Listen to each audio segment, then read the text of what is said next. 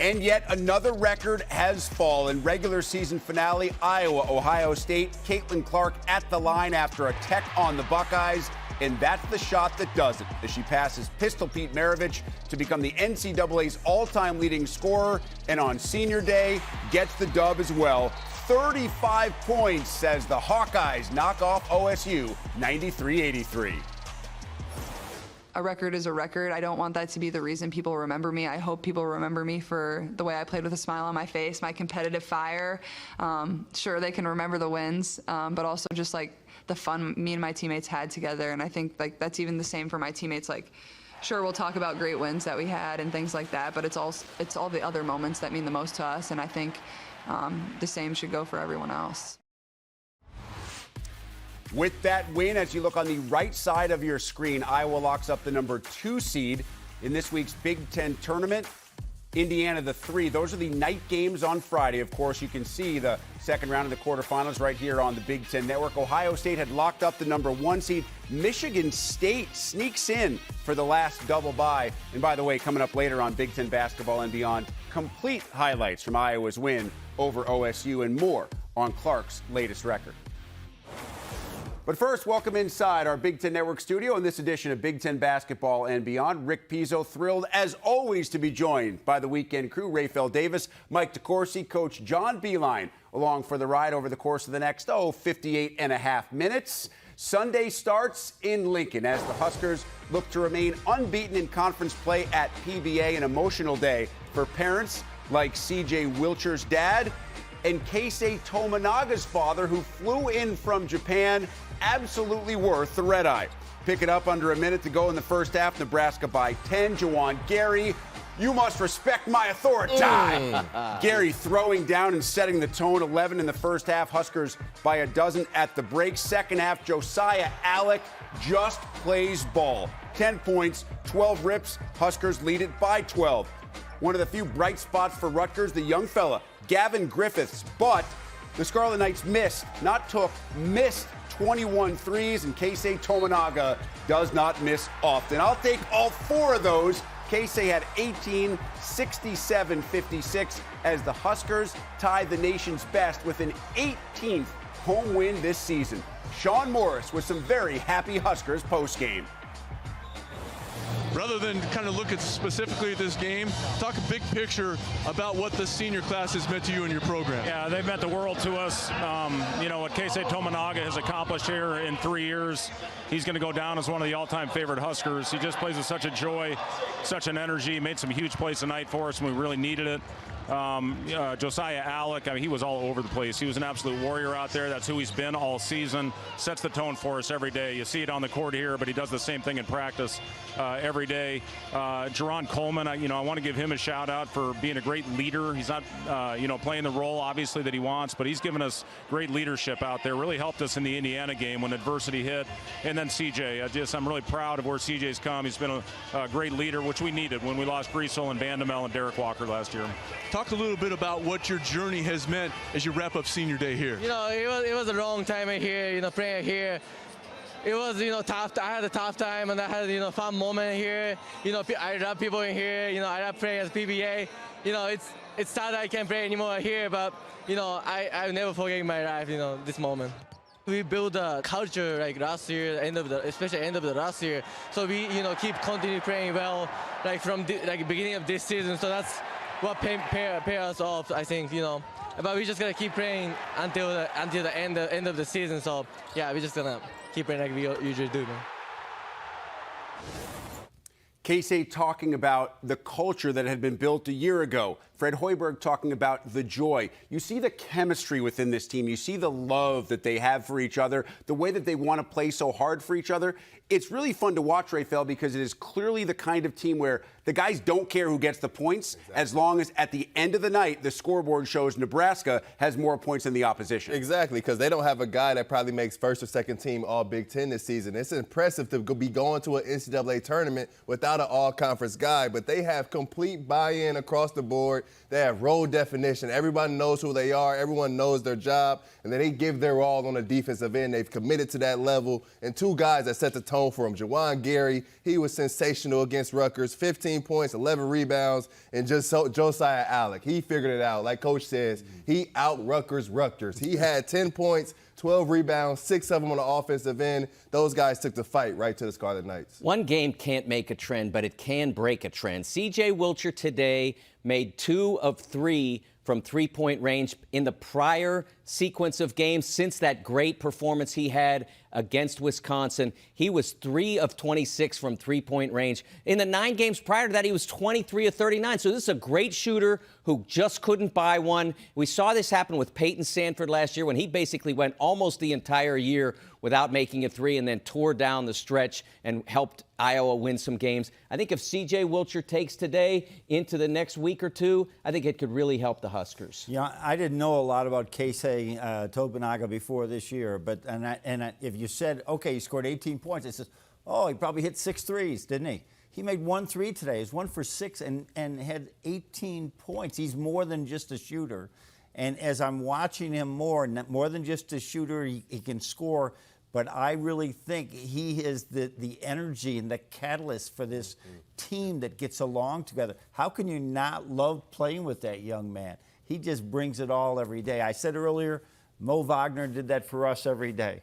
And so it's amazing. These kids are so, especially a kid from Japan, so appreciative for this opportunity to play at Nebraska, to play in the Big Ten. You can see it. Attitude of gratitude. Amazing role definition on this team. Terrific defense. 1 regular season game left on the road at Michigan. Win that, and the Huskers are guaranteed a top 4 finish inside the Big Ten and a double bye at the Big Ten tournament. Let's take it to College Park for a Sunday matinee. Maryland hosting Indiana, second half.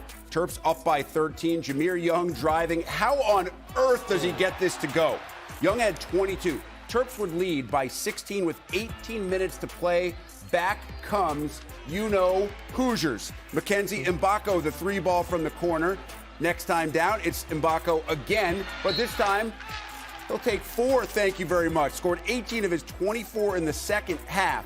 We are suddenly tied at 64. Maryland turns it over. Xavier Johnson in transition misses the layup. Trey Galloway is there for the putback, part of a 15-0 run for the Hoosiers. And then it's Galloway here, Kalel Ware there. Ware had 15 rebounds to go along with 9 points. Indiana rallies from 16 down to win it, 83-78. Indiana has taken a lot of heat for not living up to the preseason expectations. They were a team that had the talent, but not the results. They got Xavier Johnson back, and on Sunday, Mike, he was a huge difference maker. It just changes who they are as a team, as a point guard will do, especially an effective point guard, which Xavier Johnson certainly is at his best. And look how many different ways he affected this team. Starts to play by entry pass, then he cuts in, and he screens Julian Reese, and look what happens. Easy bucket for Kalel Ware and the foul, and that's a huge play that was very subtle. Then he just rips it and starts transition, takes it all the way for the feed, and then another feed, and then Mbako scores. And you can see he's energizing this team now. A nice screen from Kalel Ware, little hesitation, all the way to the rim. He makes them better offensively. He makes them better defensively. He makes them a better team. And he was the key when they made that run a couple of years ago to get to the NCAA tournament. Was terrific late in the year. And at the Big Ten tournament, but there is a bright future for a young man named Mackenzie Mbako. It took him maybe a while to get to all those lofty expectations that you have when you're a McDonald's All-American. But this kid can flat out ball. And he's starting to show why he had those expectations, why he was a top recruit coming into IU, why he was a McDonald's All-American. This dude can put the basketball in the hole multiple ways. He can make a pull-up, he can get to the basket, finish through contact. He was sensational in the second half of this basketball game. Like Rick said, 18 of his 24 points coming after the break. He was 6 of 8 from the field in the second half, 4 for 4 from the free throw line. Got an and-one made 3 to knock down the free throw. He can score the ball in the vacuum, all over the floor. He went through that freshman wall, bursted right through it, and now he's playing his best basketball of the season. But their defense in the second half is what got it done in the paint. Don't you think he let the game come to him a little bit more today? I just thought he was just, when I've watched him before, he's pressing, he's trying to prove, the expectations are so high. just let the game come to you. And that team, they'll find you, and they need shooting, but you don't have to, just get it back. I just loved his play today. Now, he's got to keep doing that, though. Mm-hmm. He realizes now who he is. He's got to keep doing that, and he doesn't have to press. He just has to let the game come to him. It's been a disappointing season for Maryland as well, kind of coming to a head on Sunday. You give up that 16-point lead at home. If this team has any aspirations now of playing in the postseason, you have to finish 500 or better, which means they need to have a solid finish to the regular season and at the tournament in Minneapolis as well. Earlier this week, Caitlin Clark announced she will enter the WNBA draft. Sunday's home game against Ohio State, her final regular season game at Carver Hawkeye. First quarter, Clark gets going, knocks down the three, now just 15 points away from passing Pistol Pete Maravich. Another three. Let's count that down to a dozen. Second quarter, it's Clark heating up from downtown, gets the inbounds pass back from Hannah Stolke, 9 points away from the record. Ohio State down by 10. Ohio State makes it a 5-point game. Clark extends the lead back to 8. The deep triple, and then Clark on the handoff inside gets the shot to fall. 4 points away from passing Pistol Pete. Now, one thing that took a little bit of shine off Clark's record and senior day, Molly Davis down on the court being attended to. You can see the right ankle and leg bending awkwardly. Davis had to be carried off the court, would not return to the game in a wheelchair for senior day ceremonies post-game. Just over a minute to play in the half. Clark working inside, gets the turnaround to fall, 2 points away from the record. And with the half just about to end, Ohio State's Cody McMahon is assessed a tech. Of course, Caitlin Clark is going to be the one to shoot the free throws. She knocks down the first to tie Maravich. And then from the free throw line, we watch as Caitlin makes history, becoming the NCAA's all-time leading scorer. Now the focus turns, as Clark's had been all afternoon long, on winning the game. Into the third quarter, Iowa by 11. In transition, it's Clark for Gabby Marshall. Clark had 9 assists. Iowa up by 14. Fourth quarter, one more for Clark. Her 6th triple had 35 points. Iowa wins it 93-83. And while the regular season and the record chase comes to a close, the quest for the NCAA title is just beginning. Caitlin, your day began with a visit from your idol. You come out here, have a 35-point record-setting performance, and get the win with your fellow seniors. What has this day been like for you? I thought we just came out and dominated. Honestly, I thought we played with a lot of energy. Even when Molly goes down, I thought Sydney stepped up. I thought Kylie gave us really good minutes.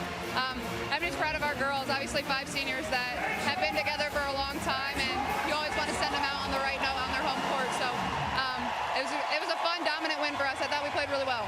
As you get ready to partake in your senior ceremony and kind of say your official goodbye to Hawkeye Nation, what are the emotions? I think just soaking it all in. Luckily, we're probably going to have 2 more games here, which makes it a little less bitter. But, I'm just very thankful for all these people that are going to stick around and support us and have supported us over the course of my 4 years. And it probably won't hit me until a little bit later, but just going to enjoy with my family and my teammates. And I'm just really thankful to be in this place. I think it's her competitive will to compete and will to win. It's second to none. I mean, she comes out every single day. I don't care what you're playing against her. It is every day it's a battle. And I just love that she can bring that type of energy and mindset every single day. Heard the mention of Caitlin's senior day ceremony. We'll have some highlights and reaction from that a bit later in the show as you look at Caitlin standing atop giants, passing Pistol Pete Maravich and Antoine Davis. Of course, earlier this year had become the leading scorer in all of women's basketball. The records just continue to pile up. Certainly the only thing left to add to her resume would be a national championship. Much more as Justine Fernandez anchors our women's coverage. Thanks, Rick, alongside Autumn Johnson and Shimmy Gray-Miller. And Caitlin Clark, in the last few days, has announced that she is going pro after this season. She beats Pistol Pete's record at home on senior day. How clear is this pathway for Caitlin Clark and the Hawkeyes? Well, it's as clear as they want it to be. They've set the stage. I mean, they're going to be hosting the first 2 rounds of the NCAA tournament at home. I mean, that's a given. I know Autumn has more to say about that. But as far as Caitlin Clark, there's nothing else that she can possibly do at this level except win a national championship. There's no more distractions. Caitlin Clark's legacy is now cemented, and now they're eyeing for something bigger, and that's possibly a 3-time Pete for the Big Ten title, and then to make a deep run, possibly another championship run in the NCAA tournament. And when you look at everything that the top 16 revealed to us, it was that there's some teams ahead of Iowa at this point: UCLA, Texas, and Virginia Tech. Virginia Tech and Texas just lost, and UCLA still sits on that line. So it's still going to take, Iowa to get the job done in the Big Ten tournament and help from other teams. But they are eyeing that one line, and they're trying to get a deep run in the Big Ten tournament to accomplish that. And this game itself was a very good one. Both teams played pretty well. They knock off Ohio State in this game, who had won 15 in a row. What does Ohio State take from this? Well, I don't want to discredit anything that Ohio State has done. Ohio State has had a phenomenal season. You guys, this was their first loss in 2024. They go all of January and all of February without dropping a game. Like, that's extraordinary, the job that Kevin McGuff and his staff and team have done. So this was one loss. That's all it was one loss. They still have the #1 seed going into the Big Ten tournament. A 15-game winning streak, to your point. I mean, this team, in my opinion, is still a Final Four team. They have the full package, the offense, the defense. They can turn their opponents over at a high rate. They can have balanced scores, go from anywhere. And Cody McMahon plays at a high level. This team is unmatched. And J.C. Sheldon as well. They have the pieces. They have the defense. They have the offense. I think they can still make a push. Ohio State, your #1 overall seed in the Big Ten tournament. Iowa, your #2. Let's check elsewhere to Sunday's game, starting with Maryland at #14, Indiana. Second quarter, pick it up. Yarden Garzone with the 3. She had 17 points on the day. Hoosiers up by 14. Later second quarter, Sarah Scalia with the cross-court feed. A 3-point nightmare. That is so easy in her bag. Third quarter, Mackenzie Holmes in the paint here, gets the bucket down low. Hoosiers up by 19. However, later in the third, Holmes comes down awkwardly here in some pain. You could see it on her face. Would not return to the game. She did reemerge from the locker room in the fourth quarter. Seemed to be in good spirits. Indiana does win it, 71-54 the final. Here's Sarah Scalia after the game. I've only been here for 2 years, but this place is really special to me. I've grown a lot as a player, as a person here, so coming out with a win tonight was special for sure. Sarah, you shot 50% from the 3. What is the mindset of this team and you going into this postseason about what you guys can do behind the arc? I think it really just comes down to our shooters just continuing to have confidence. Me, Yarden, Sid, we all have confidence from beyond the arc. And obviously Mac gets a lot of attention, so when she gets doubled, kicks it out, we got to hit our shot. So we just got to stay with our confidence throughout the rest of the postseason for sure. Michigan State as Wisconsin, second quarter. Spartans have it on the fast break. Moira Joyner open for the 3 here. 21-19, Michigan State leads by 15 at halftime. They came alive in that second quarter. Third quarter, Julia Ayral in the paint, bucket and the foul. She would make the free throw, 51-35. Fourth quarter, MSU in transition. Lauren Ross gets into the action with the 3. Michigan State wins it 78-52. Here's Christy with Moira Joyner, who had a huge day. What a solid performance by you. In the second quarter, you took over. What was the decision mentally in that quarter for you individually? I know we had a really slow start there in the first quarter, so I was just kind of looking for stops. I think our defense really made our offense work, and, we're best in transition. So 5 games in a row now in the win column for your team as you head into the Big Ten tournament. What does that momentum say for how you've been able to close out the regular season? It says a lot, and I think we're just ready to keep it going. We're not done yet, and we know there's a lot of work in front of us, but 22 wins is good. So thank you so much. Great game. Michigan State got the dub. Nebraska will need one to keep the 4 seed versus Illinois. Third quarter, Jazz Shelley, huge 3. Nebraska takes a 2-point lead, 55-53. Fourth quarter, Gretchen Dolan with the layup. Illinois trails by just 3. Under a minute left. Makira Cook into the basket. Foul is called. The big dog from Cincy with 20 points tonight. Illinois up by 1, a back and forth game. Last chance for Nebraska. Logan Nisley shoots from 3, misses. Nebraska gets the rebound. Jazz Shelley shoots from 3, but it is no good. Illinois wins it 74-73. Here's Megan with the winners.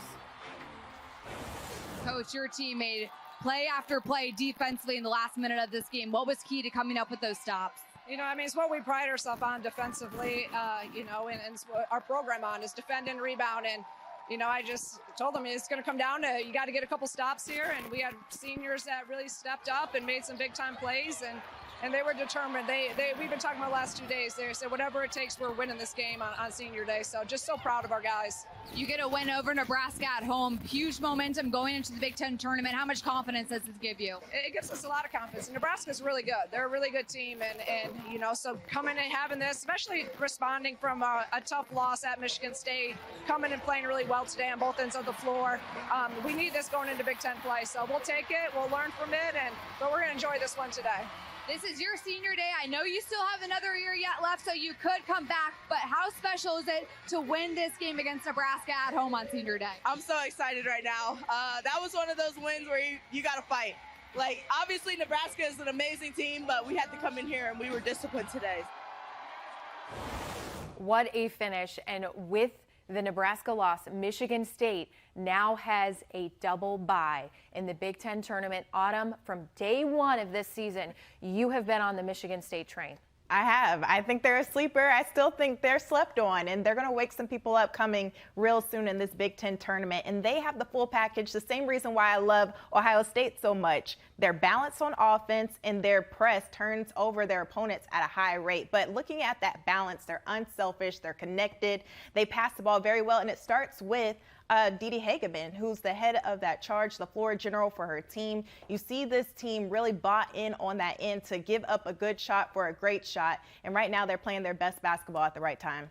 All aboard. Like, is it too late for me to jump on Come on board. And you know, Shauna Green, not Shauna Green, Robin Freilich has talked about this, about writing our own story. No one picked, I know no one up here, no one picked Michigan State to finish in the top 4. And she's used that as motivation for her team. She said, we're going to write our own story. So why not? And this story right now, it can go as long as Michigan State wants it to go because of all the reasons that you just said. They're number 2 in the nation in assists to turnover. 63% of their offense is off of assists. I love this team. And Illinois closed that game versus Nebraska on a 6-0 run.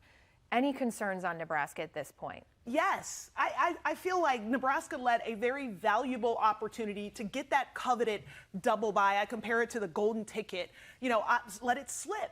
I mean, they had opportunity after opportunity. They had 4 offensive rebounds in the last 2 possessions of that game and let it slip. And like 2014, when I was a member of the coaching staff at Nebraska, when we won a Big Ten tournament, it was because we had the double bye and only had to play 3 games. Let's also touch on Indiana. You love to see Yarden Garzone, Sarah Scalia, who have been so dominant lately.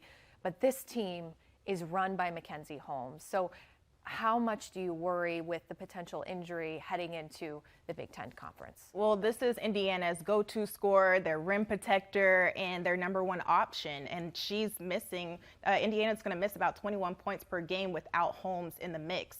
So this is huge, but I know the Big Ten tournament is something that they're going to be looking for.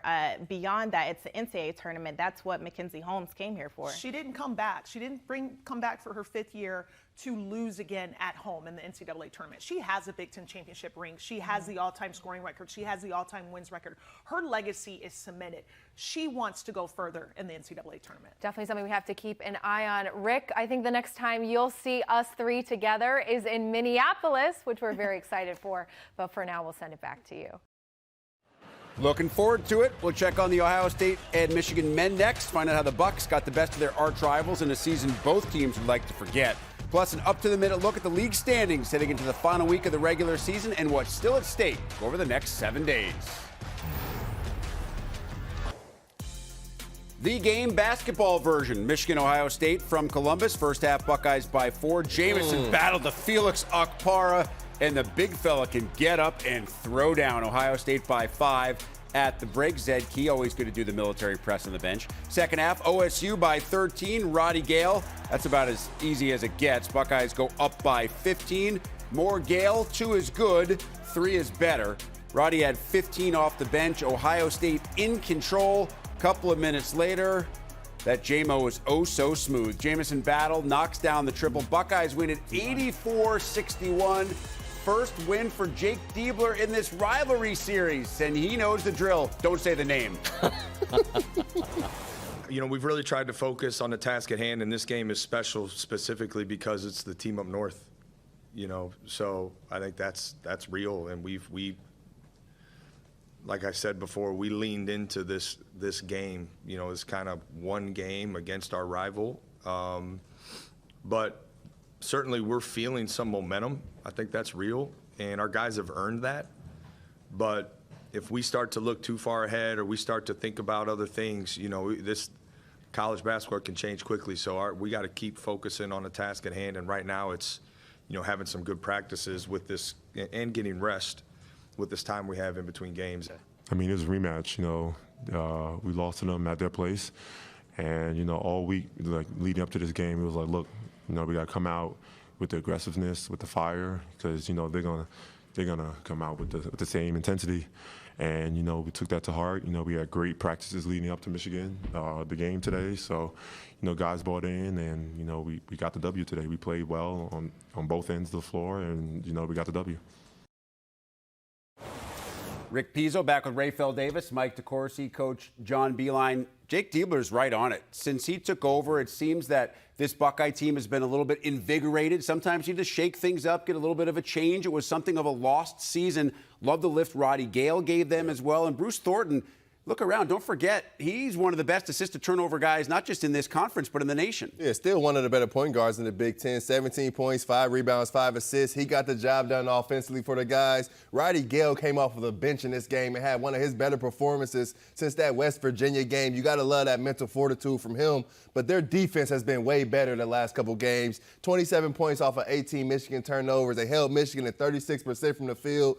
Doug McDaniel got his 19 points, but as everyone knows, you get 19, you got to match your shot total. 7 for 21 from the field. The Buckeyes' defense has been much better. 11 different Buckeyes registered in the scoring column, so they all got a little piece of their rival. And I was really impressed by what Jake Diebler said about how quickly the game can turn. Because remember, a few weeks ago they were changing coaches, and now they're 18-12, a very respectable record with multiple victories over NCAA tournament level teams. It's very impressive that they were able to go from where they were about a month ago to being where they stand now, which is in a very decent place. I don't know how to respond as the coach from this place up north. I don't have a comment right now. I really don't have a comment. You can look at. I don't have and a so, comment. with that in mind, let's look at the up-to-the-minute Big Ten men's basketball standings. I think that's what John was calling for. Was he wanted to see exactly what this game meant for Ohio State and Michigan. Game. Now, Yes. it's a really important game for Ohio State because you see, with the win, they have that tiebreaker against Penn State. So they move above the Nittany Lions, and they sit above that second red line, which means they would not have to play on Wednesday night in Minneapolis if they are still there at the end of the regular season next Sunday. Michigan's locked into the 14 seed. They are playing on Wednesday night no matter what. John, let's take a closer look at these standings and start at the top. Yeah. Purdue did celebrate a share of the Big Ten regular season championship. But you're telling the world right now that the race is not over. See, when I come into the Big Ten, one of my good friends is Matt Painter, and he's telling me, you know, this conference championship regular season is very big. In Big East, it was all about winning in Madison Square Garden. Not in the Big Ten. The regular season champion is more important, not the co-champion. You beat a regular. They, as I said the other day, if they're playing to be co-champions, they're going to lose these next 2 games, and they got to Saturday night. I don't know when, Saturday after night, whenever it is next weekend. Purdue's going to have to win a game to win the championship. They are going to go to Illinois, right? And Illinois is going to make this final champion thing go all the way to the weekend. Be interesting to see that happening on the final weekend of the regular season. In the middle, meanwhile, Mike, Iowa picked up an important win on Saturday, and I think the Hawkeyes are a team that, especially to get into a one-and-done scenario, nobody wants to face Iowa. Absolutely. And what's interesting about Iowa is that where they stand now, 6th, is the perfect place to be relative to what they want to achieve, which is to get into the NCAAs. However, to get there, they certainly have to win at home against Illinois. They are my 4th team on my out list right now, so not that far from the field. And they kind of, although they didn't move a line, they inched a little closer to the teams in front of them with what they accomplished on the weekend. And I think that if they could get that one without having to move off the 6th, which obviously has lots of tiebreaker stuff that has to happen right for them, but if they can do that, they are in the perfect place within the Big Ten tournament bracket to advance and to succeed and perhaps make it to the NCAAs. And Rafael, for Ohio State, I know this is a season that a lot of Buckeyes would like a do-over for, but when you look at what they've done lately, Mike pointed out now 6 games above 500. They've won 4 of their last 5, and most importantly, they're moving up above that second dreaded red line in the standings. Yeah, you get Ohio State with the right matchups, they can win some games. They got young guys that's not going to get tired playing 3-4 games in a row in 4 days or 3 days, whatever it may be. And then you think about how they're winning now. The last 3 games that they won, their opponents haven't reached 70 points in the basketball game. Their defense is much better. They're bought into that end, and then their shot selection on the offensive end, that's improved. And then I love what Coach Diebler's doing. You mentioned it, Mike. He's opened up that bench and given more opportunity to guys like Devin Royal, Scotty Middleton, and those guys. And that really helped them in this win on Sunday because they were plus 20 from their bench. Their bench gave them 40 points. And when you got multiple guys that can contribute, guys buying in on defense, athletes, talented guys. We said at the beginning of the season,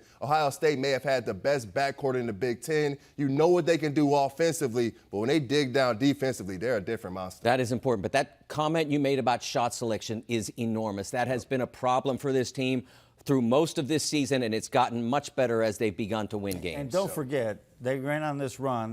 Now they beat Purdue, but the schedule changed for them. You know, they got an easier point of the schedule. So I hate to see those coaching changes in the middle of the year. Chris Holtmann is a tremendous coach, and it's no question about it. And it's the schedule changed, and Coach Diebler's done a great job with it. No Michigan coach likes to see Ohio State win at any time and anything. I will say, Coach, Ohio State, they beat Purdue, Michigan State, Nebraska. Those 3 tournament teams. And you did have an Ohio State comment after all. It's all about patience. Okay, I did have a comment. Silence is golden. Yes. Coming up this Wednesday night, the Wildcats square off with the Spartans, and the Hoosiers take on the Gophers in a pair of matchups with major postseason implications. Big Ten Hoops presented by Ram Trucks Wednesday, only on the Big Ten Network in the Fox Sports app. You know we're having fun with Rafael's belly laughing over here. We'll put a wrap on the women's regular season next, including a first look at the official bracket once again for this week's Big Ten tournament. Plus, Coach says this has become the year of the point guard on the men's side, and Rafael says that's good news for the league come tourney time. Find out why when Beyond returns. Back to women's hoops. Penn State must win against Minnesota. As you can see, the Lady Lions answered that call, up 27-6 in the second quarter. Ashley Owusu for 3, and then it's McKenna Marisa finding Leilani Kapanis. Penn State up by 36 early in the third. Kapanis again had 23 points and 9 rips. The lead has expanded to 45, and then Shea Chesky gets into the act as well. Penn State wins the game 90-34, perhaps sending a message to the NCAA selection committee. Northwestern, Rutgers, end of the second. Wildcats ahead by 6. Caroline Lau, spin cycle. Floater is good. Cats would lead 36-28 headed into the break. Northwestern extending the lead, now up by 13. Melanie Daly, the kick to Kaylee Walsh for the open 3. Walsh had 22. Northwestern wins at 72-61. They are the 13 seed in the tournament. Rutgers, the 14 seed. Final game of the regular season. Sunday night, Purdue, Michigan, under 3 minutes to play in the fourth. Purdue down by 4. Abby Ellis for the corner 3, and the deficit is just 1. Michigan, one of those teams on the NCAA tournament bubble as well. A game they had to have. Layla Filia gets the feed, accelerates in. The lay-in puts Michigan's lead up to 3, and the Wolverines survive 64-60. And so that Big Ten tournament bracket is all set. You see Michigan with that win. They do lock up the 6th seed. It's Ohio State, Michigan State, Iowa, and Indiana with the double byes. The locked-in games on Wednesday, you'll see Northwestern, Purdue, Rutgers, and Minnesota. On Thursday, it's Illinois, Maryland, Wisconsin, Penn State, Nebraska, and Michigan will await Wednesday's winners to find out who they play in the second round. How cool is this? Caitlin Clark setting all kinds of records. But when you get tweeted out by King James, you know you have done something special. LeBron weighing in on the latest record for the Iowa superstar.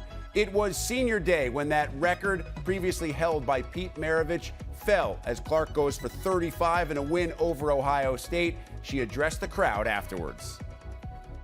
This is special. I don't know if you guys realize what you're doing for women's basketball and women's sports in general, but you're changing it. You're helping us change it. So seriously, from the bottom of my heart, from all of us, we thank you so much. And I just feel really grateful to be here, and I've put on an Iowa jersey for 4 years. But I think just reflecting back over my 4 years is just, I'm very grateful, starting and playing in front of absolutely no one during COVID. And then obviously my sophomore year, we had good crowds. The curtains were down a lot of the games, and now it's impossible to get a ticket to get in the door to our games. So yeah, these people are my best friends, and like, that's not for show. Like, I seriously know, like, I'm not me without all of them, and they've had my back, and they do a lot of dirty work for me to be able to have the fun and take crazy shots, and they hold me accountable, but more than anything, like, they're my best friends off the court, and I think that's why we thrive on the court and have so much fun together. And more than anything, I know these girls are going to be my best friends for the rest of my life, and really that's all that matters to me. I don't really care if we win another game. It's just having these people in my life for forever.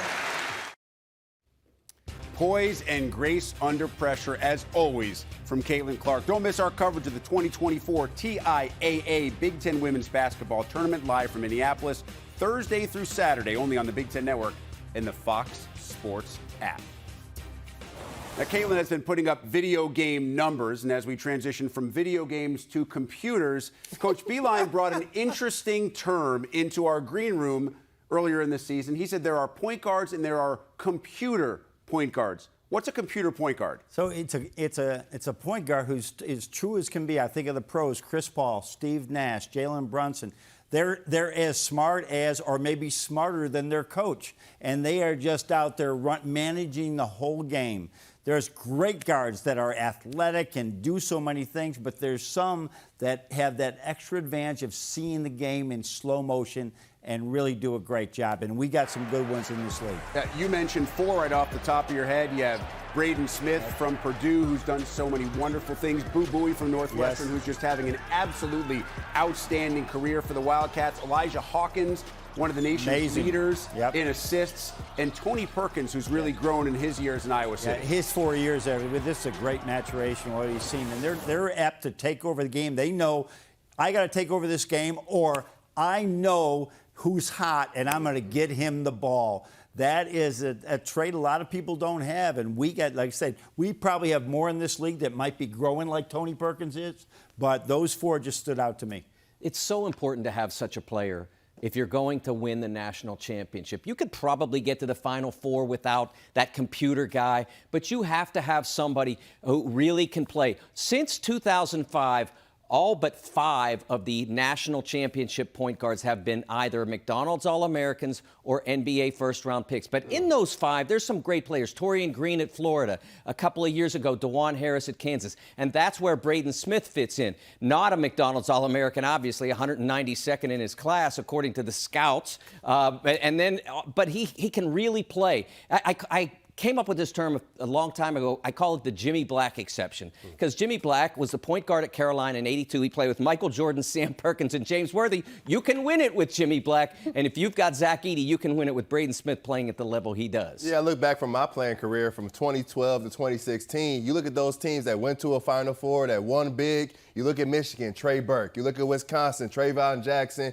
Then the next season, Bronson Koenig. Even Michigan State, when they made their Final Four run, Denzel Valentine, Travis Trice, guys that get the job done at a high level, because when you enter March, Guards make you go. Guards are the ones making the decision. When the games get tight and they get close, you put that basketball in your point guard's hand and you say, send us home. Because in tough games, in March Madness, it's less about the X's and O's and it's all about the Jimmies and Joes. And you got top guards that get the job done. And it's interesting that we believe point guards are so important to national championship aspirations because you go back the last, 6-8 years, and you look at the national players of the year, and they are almost exclusively big guys, including the man who won it last year and is the favorite to win it again this year, Zach Edey. And when we come back here on Big Ten Basketball and Beyond, Advanced Scout takes a look at the strategy, if one actually exists, that can make Edey look at least a little human, even if his numbers continue to be out of this world.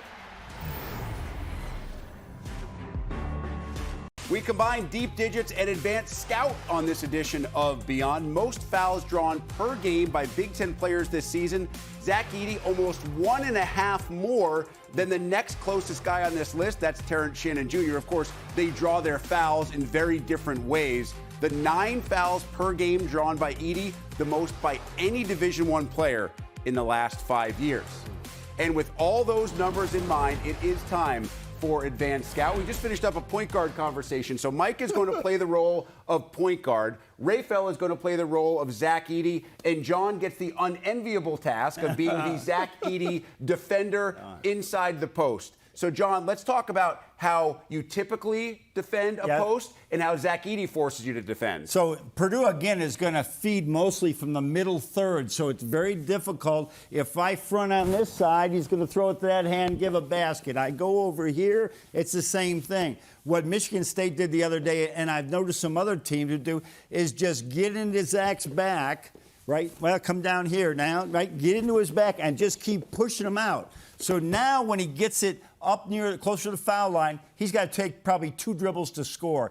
When he puts 2 dribbles down to score, people are in there gapping at it and get it. It could make a big difference. Now, we say all this, and he had 35 points. Well, Michigan State tried to do some of that as we look at what happened on Saturday night in West Lafayette in their attempt to get him out there. Trouble was they kept fouling and he went to the free throw line. Yeah, here it is. You can see the initial push there, but watch in the beginning. There his hand right in the back, trying to push him out. So now he cannot get to his bag, which is a lot of short hooks, one dribble plays. Again, they're pushing him, and they're swarming on him. So it's a strategy. It's almost like a zone defense. It's worked in the past, but not too often. But I also think the trouble with this is that Zach is not just a capable free throw shooter. He was 14 of 20 from the line on Saturday night. But I think that physicality would tire out a lot of big guys. I think his conditioning is remarkably underrated in terms of how important it is to his success. That's like the most amazing thing that I found about him. I would make our big guys do push-ups and then sprint up and down the court because they're in wrestling matches at the other end. It's so much harder than the guy who is standing in the corner here just waiting for a 3. This dude is amazing the way he runs. I believe in this league he gets a very fair whistle. I think he gets fouled a lot. He gets a lot of calls. I think in the 2 NCAA tournament eliminations over the last 2 years, smaller players were allowed to get away with fouls that really disrupted him. He was completely out of the St. Peter's game. I didn't think he should have been returned to that one. And so, and of course, last year it was the same problem all over again. When I used to play against great big men and you have their guard trying to feed the post, the first step is pushing that initial catch out. You see a Braden Smith or a Fletcher Lawyer, if you can make them catch that basketball around the coach's sideline, around that coach's box, and you make them turn their back on that post, and you don't let it be a direct pass, that's the first start. You also got to do the same thing every time when you're guarding Zach Edey. If you're big-to-big doubling, you got to do it every time. If you're scraping, you got to do it every time. You got to follow the scouting report. This sounds great in theory when you're drawing it up on the grease board, and then your guy walks out there, goes to match up with Zach, and says, what have I gotten myself into? One final break here on Big Ten Basketball and Beyond. Just enough time for us to look at the road ahead as we examine the 7-day stretches awaiting the likes of Wisconsin, Michigan State, and Purdue. Just enough time left for us to drive the road ahead. John's focus on the Wisconsin Badgers. The week includes a home game against Rutgers and, of course, the season finale in West Lafayette. Every time I see Wisconsin, when people start to count them out, they come back. So they're going to get a win with Rutgers at home. Purdue, it's going to be tough, but I bet you they'll give them a good game. But again, you're saying the championship's going to come down to the final That's weekend, right, so that could final be one of the weekend. games They'll have to to win determine that. it. Purdue will have to Mike, beat 'em. you're looking at Michigan State home against Northwestern at a suddenly hot Indiana team. Could be a tough week for the Spartans. It could. 2009, that's how long it has been since the last 10 games mattered in your NCAA tournament selection. And yet we still think it does. Come on, people. It doesn't matter that Michigan State has not played well lately, except to Tom Izzo and the Spartans fans. Relative to the NCAA tournament selection, it doesn't matter. It's what you've done since November. They have played well enough to be in the field, but you don't want to tempt anybody. You got to get the Indiana game, and the Northwestern one would help as well. Still, that Wednesday game against Northwestern could have a big say in seeding for the NCAA tournament for both those teams. And Rafael, your alma mater, you're checking out Purdue at Illinois, and of course the home game against Wisconsin to finish the year. Yeah, because they already got a share of the Big Ten championships, and Coach thinks the race is still on. So we're going to see how much these boys care about winning the outright Big Ten championship. The game at Illinois will be big time. Terrence Shannon didn't play at Mackey Arena. They got to get him out of transition, but it's business time for the Boilers.